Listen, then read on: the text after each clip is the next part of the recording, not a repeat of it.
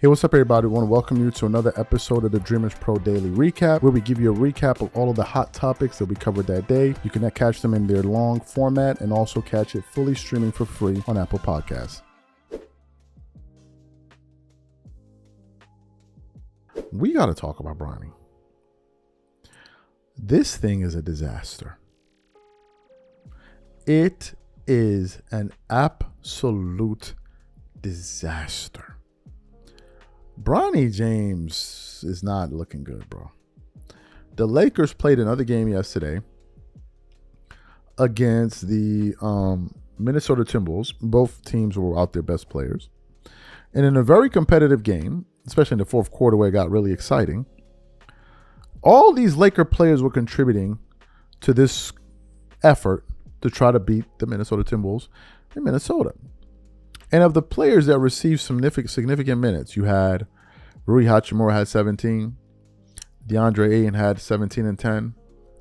Jake LaRavia had 27 points and 8 rebounds. Austin Reaves had 28 points and 16 assists.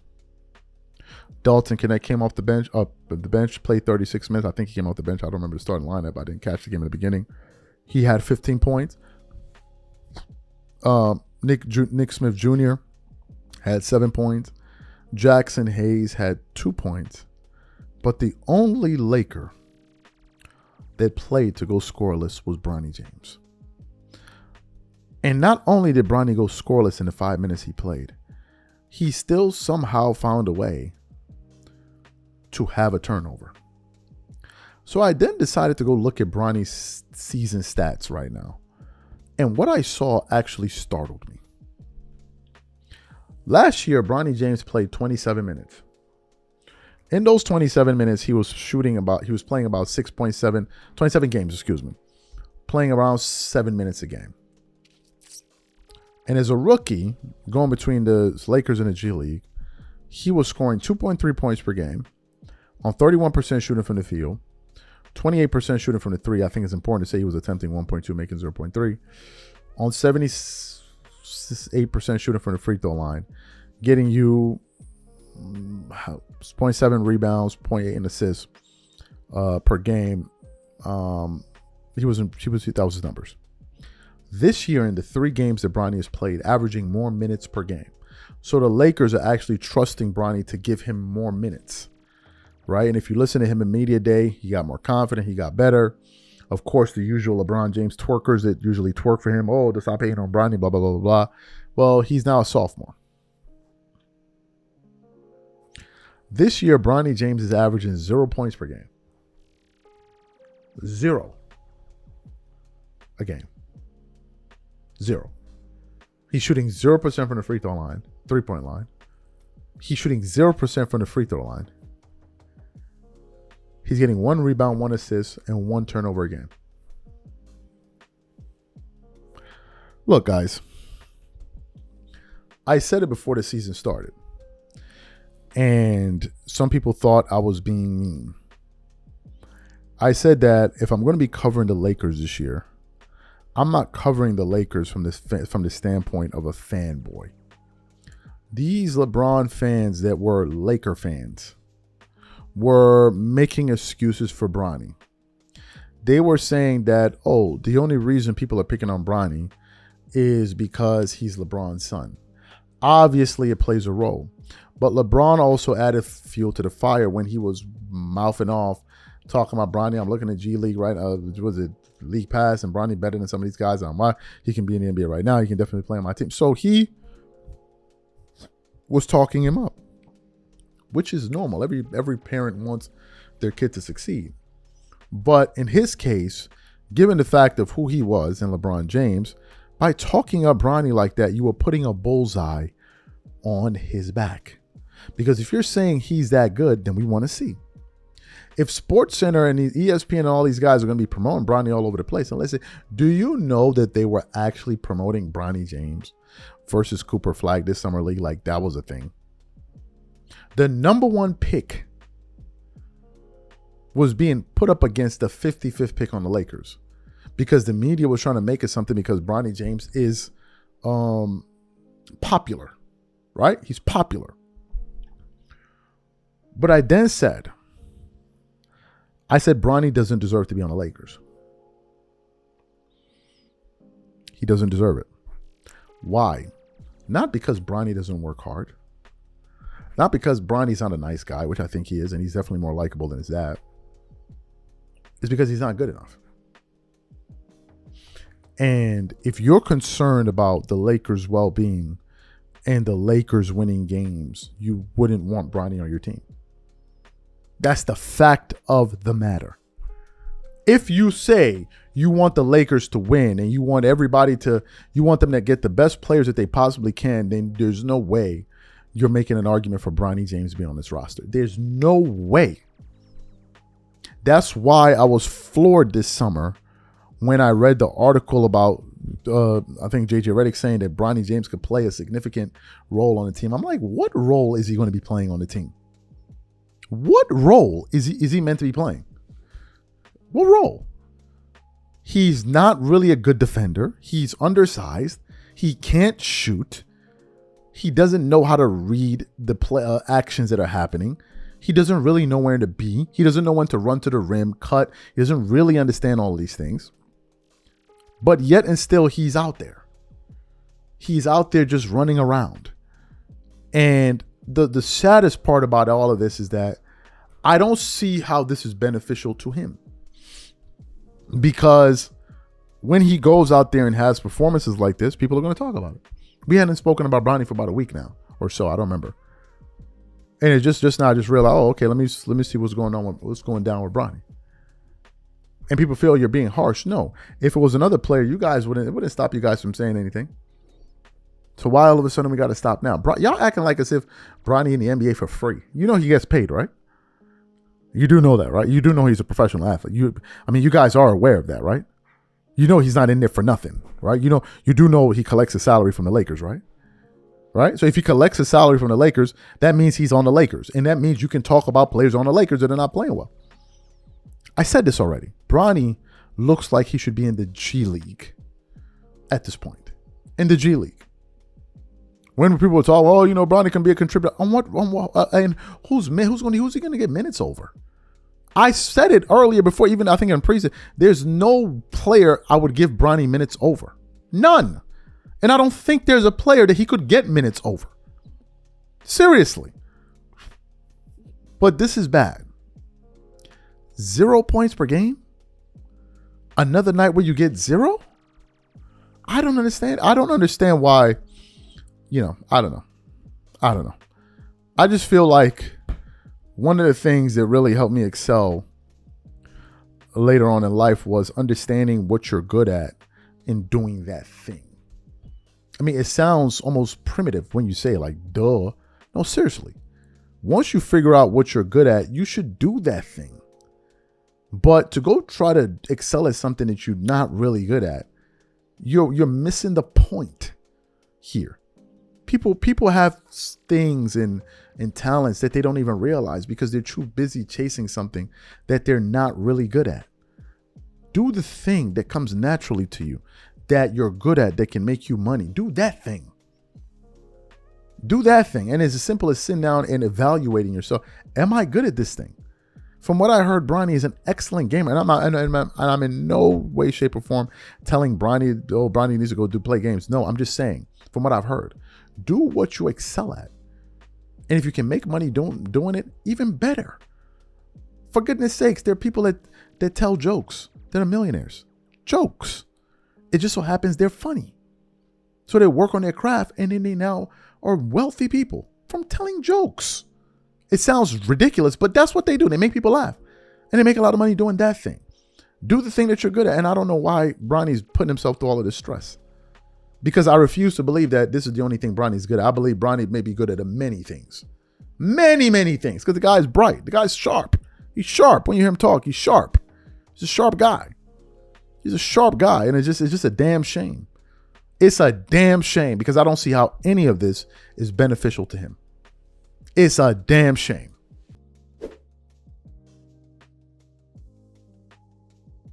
Stephen A. Smith had a pretty rough few weeks in media.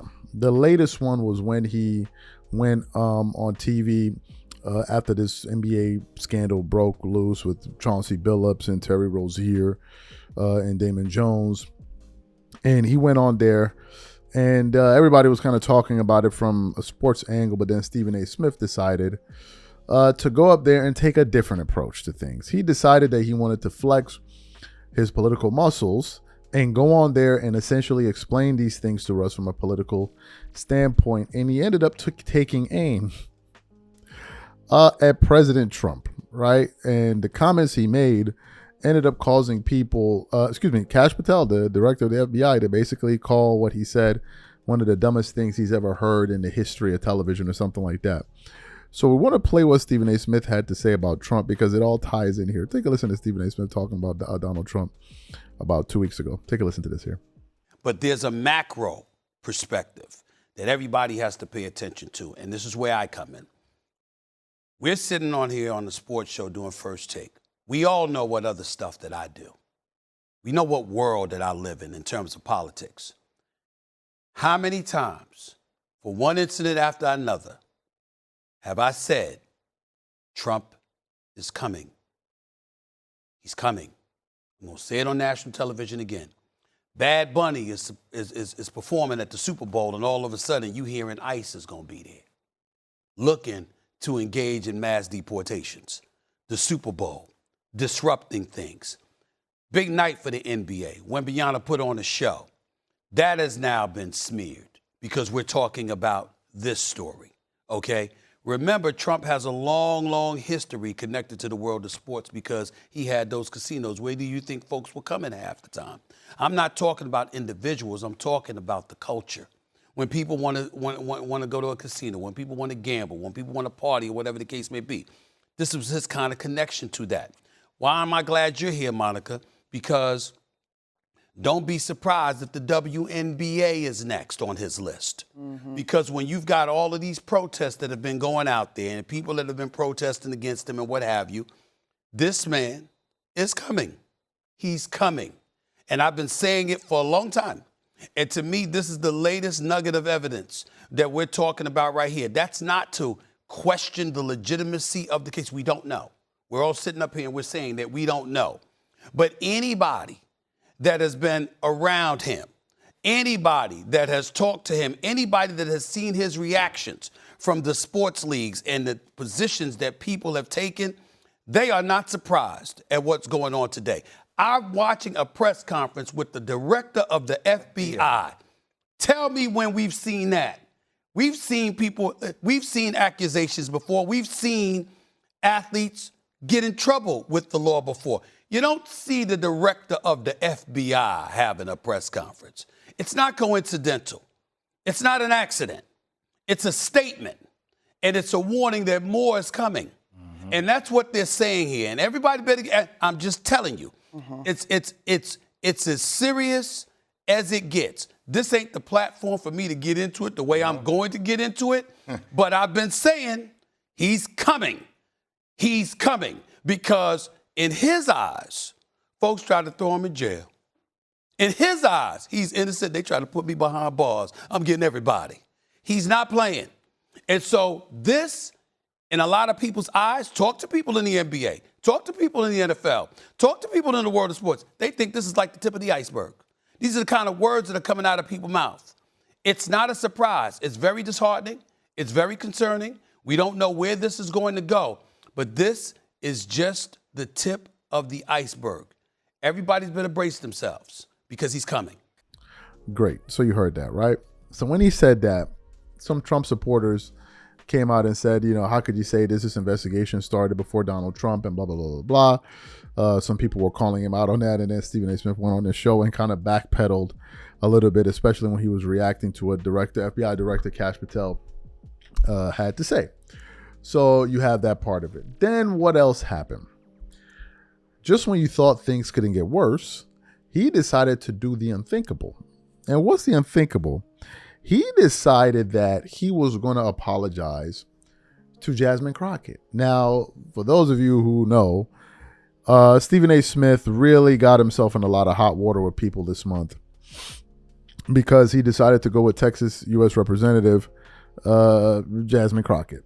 and everybody came for him. But if you know anything about him, usually what Stephen A. Smith does is whenever he takes a position, even when he's wrong, he will still continue to keep fighting and defending this position. But what ended up happening was, I think the heat became too much for him. It became too much for him. So he ended up making an apology. Little did he know that this apology was going to get him thrown out of MAGA. So for those of you who didn't hear him apologizing to Jasmine Crockett, want to play his apology here now and then continue on the show. Take a listen to Stephen A. Smith here. I wanted to take a moment because I saw something disturbing in regards to President Donald Trump and how he came at Representative Jasmine Crockett. And I wanted to take this opportunity to attack this issue as it pertained to me and Jasmine Crockett, because I personally have had an issue with how things have been misconstrued and misinterpreted. But at the end of the day, I have to own it. And that's what I'm going to do today. And so when somebody says to me, Stephen, rather than point to her and her verbiage and her language and how she talked about the president, what about how he talks? I have no problem with that. I can understand that. And if that is the reason that everybody is in an uproar, that is fine. And I have no problem apologizing to my sister, because damn it, I want her to know I don't feel that way about her. Just like I didn't feel that way about Kamala Harris. Just like I don't feel that way about the marvelous, the wonderful, the incomparable, the greatest first lady ever, and Michelle Obama, in my estimation, or anybody else. But what we're going to do on this show is understand who the hell I am and how it's going to be as long as I'm doing this show. I have no problem apologizing if I'm wrong. I have no problem apologizing if I've made somebody feel a certain kind of way. But I'm going to challenge the legitimacy of what people come at me with when I think that challenge is warranted and deserved. If you came to me and you said to me that it came across as a bit dismissive, Stephen, you should have been more protective of her than that, because look at how he speaks. Look at how they act on Capitol Hill towards her. I understand that. But when somebody tries to take that to accuse me of being disrespectful or in any way misogynistic, I'm going to push back on that, because that's emphatically false. There's no truth to that whatsoever, and I'm not accepting that, and I'm not owning that. I can sit up there and I can look at Representative Jasmine Crockett. Do you know what I think she should be doing? I think she should be competing for the Senate seat in Texas or for the Attorney General spot, because she's qualified. I personally think Kamala Harris should have ran for governor of California. I've said it for the record that if Michelle Obama was running for president, she would have beat Trump, in my opinion. I think she'd have done it. Great. So you heard his apology.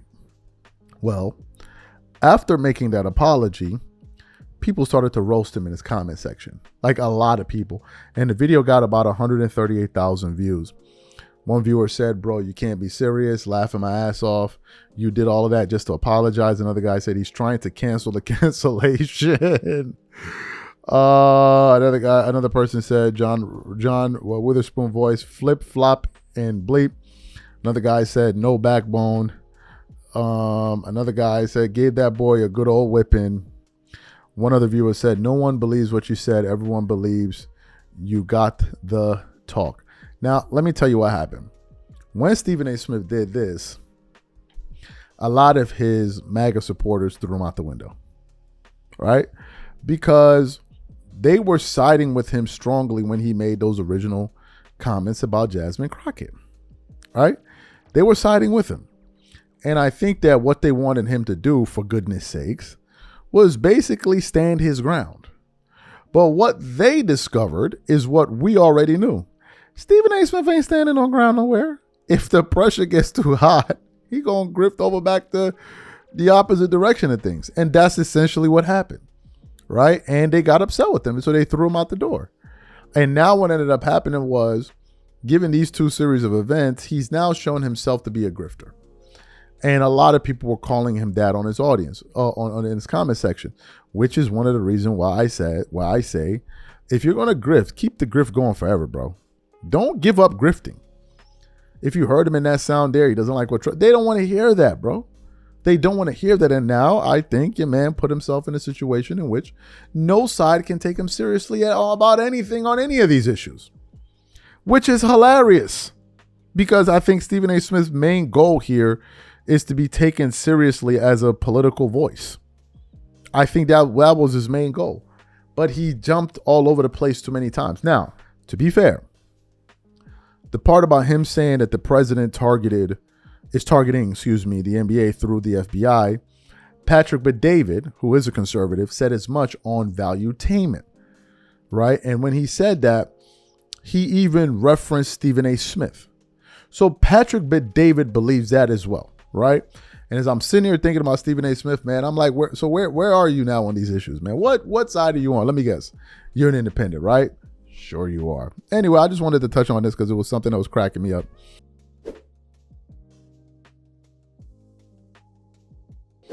I want to give a shout out to Too Raw for TV because he's the one that brought this up. He did a show about it. So Too Raw for TV did a show where he said Gilbert Arenas accuses Jordan and Kobe fans of teaming up and slandering LeBron. So I clicked on the video because I hadn't heard, I didn't hear what Gilbert Arenas had to say about it. So I clicked on the video, and then he begins to play the part where Gilbert Arenas is talking about this. And as I'm listening to him, I'm like, this sounds like a lot of the arguments Gil and I have had. For those of y'all who don't know, maybe every week or every other week, I'm always fighting with Gilbert Arenas about Kobe, LeBron, Jordan stuff. Always doing it. And a lot of the stuff that we're going to play for you in a minute, a lot of the talking points that Gil kind of is alluding to are things that him and I have argued about a lot about. Like a lot.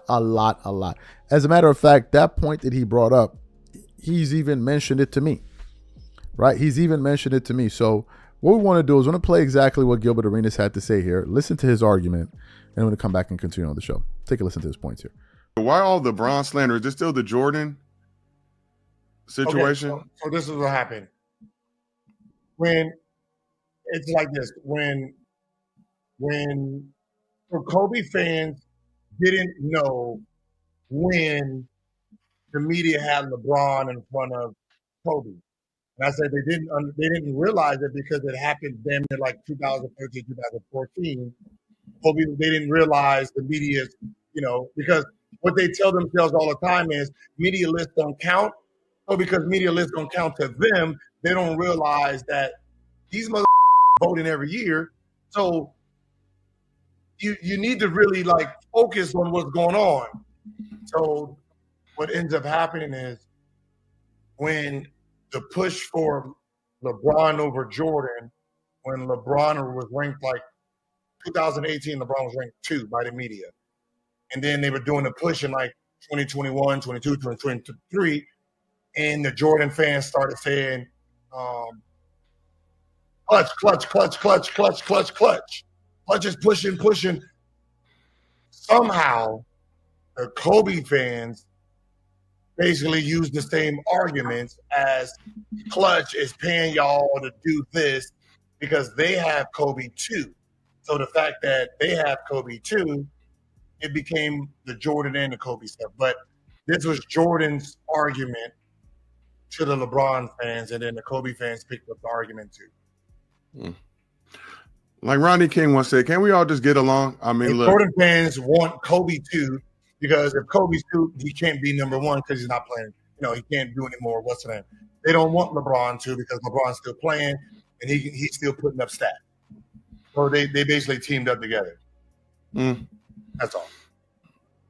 Whoever your GOAT is, that's your GOAT. I think at the end of the day, for me, now that I'm getting older, have more perspective in life. Listen, you can go to Slam Magazine.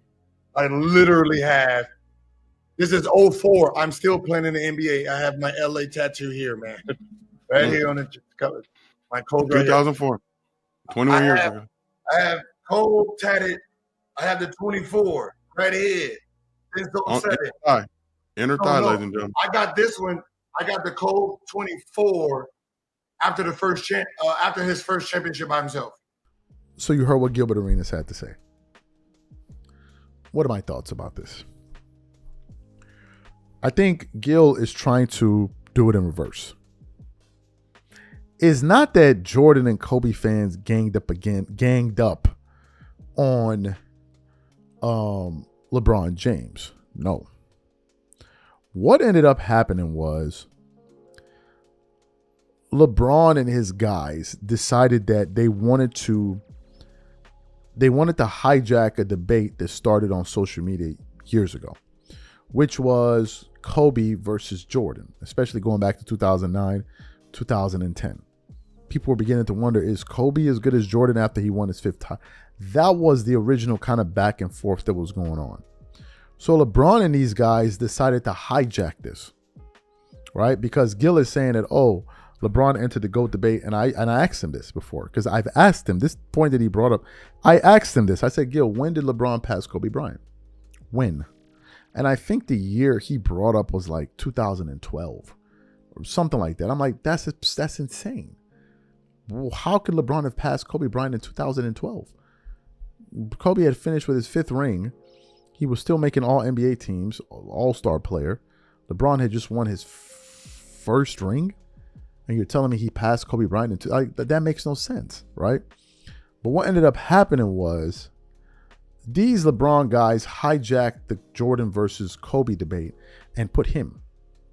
And then what they did was they got a bunch of people in media to start tearing down Kobe by influencing a lot of these top sports publications like Bleacher Report and all of them, House of Highlights, to put out rankings where they always had LeBron James near Jordan, and they always ranked Kobe very low, because what they had to do was they had to remove Kobe out of the equation, right? And then you had people like the Nick Wrights and others that made it their business to go after the Kevin Durants and all. Let me tell you what happened with KD. The reason Kevin Durant received so much flack, and it's a shame that he listened to the people, they got upset with KD because they felt like when LeBron got to Cleveland, that was an opportunity for him to go on and catch Michael Jordan in rings. But once KD went to Golden State, it blocked him from doing that. It blocked him. So they wanted KD to leave Golden State as bad as possible. And KD ended up listening to the outside noise, which was, you're weak, you should have left, blah, blah, blah, blah. And he left. And then that opened up a window for them. And then when he left, they then started criticizing him for the very thing that LeBron James did, which was creating an unfair advantage. That's exactly what they did. Now they say, oh, KD left the team. At the end of the day, it was still the same result, an unfair team, right? That was the case there. So they trashed KD.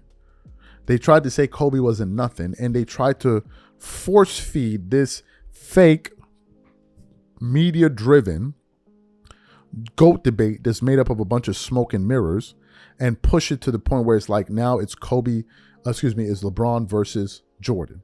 And in the midst of them doing this, it wasn't enough for them to say, oh, LeBron is next to Jordan. They now tried to tear down Michael Jordan in the process.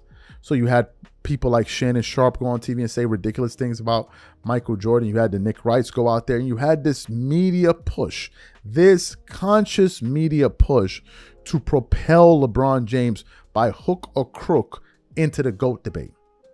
So what ended up happening was Kobe fans were like, bro, what is this? So they started pushing back.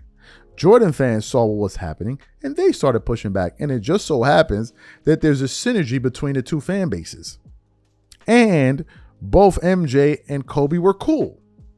And you saw that exhibited on full display at Kobe Bryant's memorial, right? So, of course, Kobe and Jordan fans are on a one accord. But the question is, who started this? Who started this entire campaign? And it's just all of the hate and vitriol is coming from that camp. So what has happened is people like myself became popular to a certain extent because we started pushing back on this notion. That's why Dreamers Pro, when it comes to this basketball stuff, we have a platform, because there are a lot of people that don't agree with this nonsense. Those are the people that predominantly watch our channel. They're people that don't agree. So Gil trying to cry and make it seem like, oh, people are coming after LeBron. Like, no, knock it off, Gil. Knock it off. LeBron ain't no victim here. He ain't no victim. Neither are you. Neither are you. You played a role in it. When we're done with the 90s and all that, you played a role in that too. So don't turn LeBron James into some type of victim here. He's not a victim. His fans aren't victims. They go after everybody that they feel could be in the way of LeBron, which is KD, Kobe, whoever. Whoever it is, they're going to go after him. So let's not turn him into some type of victim here. Oh, woe is LeBron. No. Woe is nothing. LeBron and his camp been pushing for this. And people are pushing back.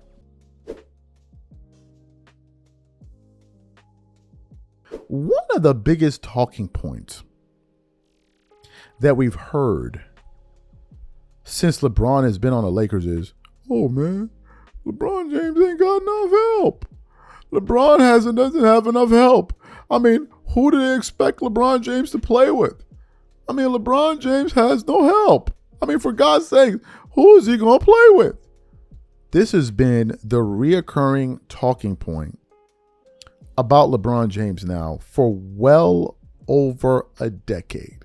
Whenever LeBron doesn't perform up to snuff and he falls short in the playoffs, wherever, the tried and true talking point is he doesn't have enough help. And for someone who didn't support the Lakers for the last few years because he's been there, one of the major things I've been hearing about the Lakers is, oh, the Lakers, Rob Pelinka didn't give LeBron James enough help, man. Rob Pelinka, secretly trying to save Kobe's legacy in LA because he feels LeBron is going to topple. LeBron going to go to LA and outdo Kobe. Come on, like, knock it off, man. Just knock it off. What's next? You going to go to Chicago and outdo Michael Jordan? Like, knock it off. Knock it off.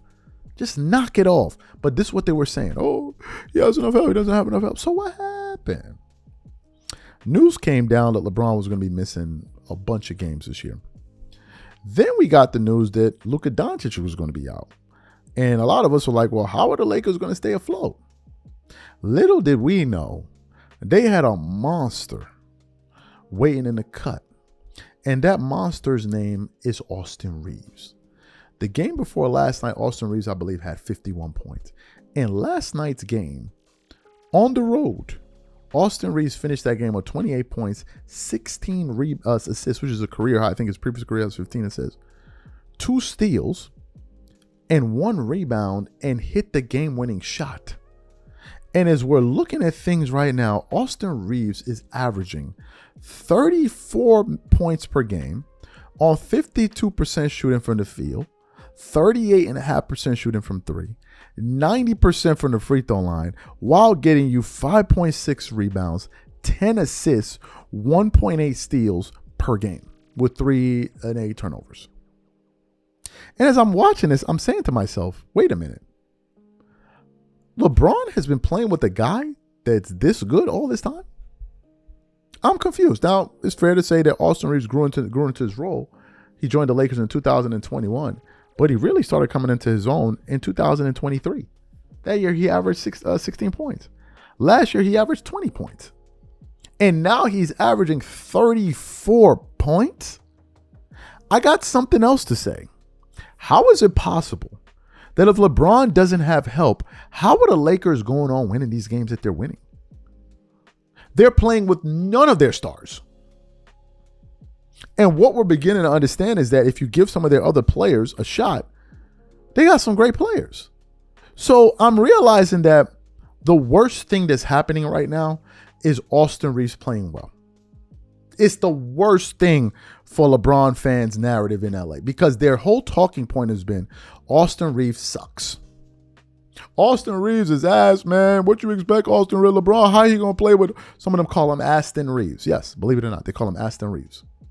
Oh, he sucks and this and this and this and this and this and this and this and this and this. Do you see how he's performing? The Lakers, one can make an argument, have 3 All-Stars. Because this is all-star caliber. This is all NBA caliber performance that this guy's playing, a level that he's playing at right now. And I'm sitting there and I'm like, and y'all are complaining that you have no help. Let's look at the Lakers team stats for a second. Thus far this year, I don't know if the next season is going to. So this basketballreference.com has been having some issues. But if we look at the NBA standings right now, the Lakers are currently the 6th seed in the Western Conference, right? They have a 3-2 record. They beat some pretty good teams. I think they beat the Timberwolves 2 times now already this season.